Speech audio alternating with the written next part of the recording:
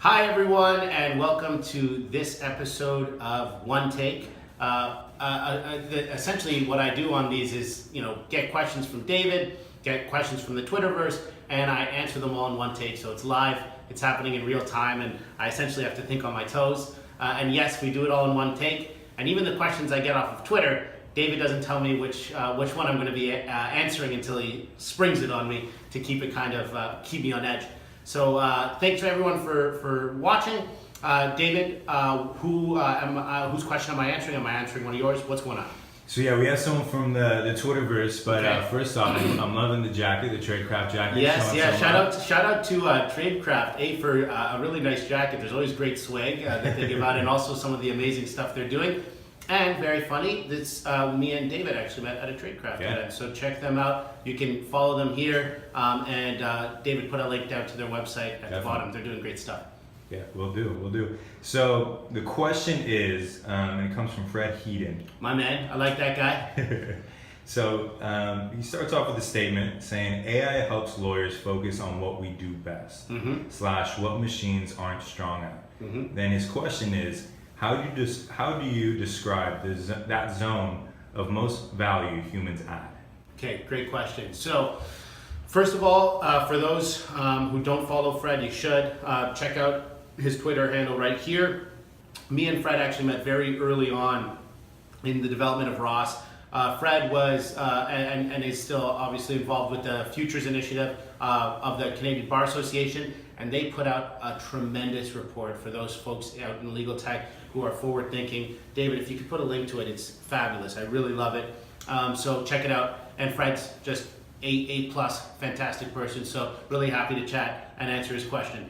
So essentially, from what I'm getting, and Fred will email me or tweet at me if I got it wrong, Fred's asking, AI helps allow us to focus on what we do best, and how do I describe and where are those zones? What do the machines do really well, and how do I know kind of how to distinguish it? I think in law we're actually kind of lucky because we have a cheat sheet, and the cheat sheet is the fact that the things that AI is really good at and will continue to automate and excel at are those things that our clients push back on and don't want to pay for. So things like, around data retrieval, things like your legal research tasks, things like, contract view, diligence, and in the past, obviously, e-discovery. Those are the things that you'll see machines continue to dominate. Whereas where humans add the most value is typically a lot, even on the more fun tasks, but the challenging tasks like advising a client, advocating for your client, taking your experience, distilling it down, and bringing that expertise to your situation. And so that's actually also, and to go back to the cheat sheet analogy, that's actually the tasks that our clients usually never push back on and are most willing to pay for, and where you see actually the most growth in the legal industry. You see more growth these days on that top level advising and advocating. And so that, I think, should be very assuring and kind of leave a lot of folks watching, if you are a lawyer, happy, because what I'm saying is these machines are going to work with us so that we get better and we ended up focusing on more of the high value work and the things we like doing. And I've chatted about this before, I think the perfect analogy to use here, and there's two quick stories I'll say. One, Gary Kasparov plays Deep Blue, the chess playing system, and loses. And chess players can just pack up their bags and say, well, we're done. No, there's grand champions, etc. still, and what you see is an entirely new way of playing chess has emerged, and it's called centaur chess. And you team up a human expert with a machine system, and together they don't lose to a solo human or to a solo computer system. So at ROSS Intelligence, we like to say we are building centaur lawyers. It was a topic of one of these OneTakes in the past, as well as some literature that we've put out. So David put a link somewhere on that, maybe down there, up there, anywhere you want.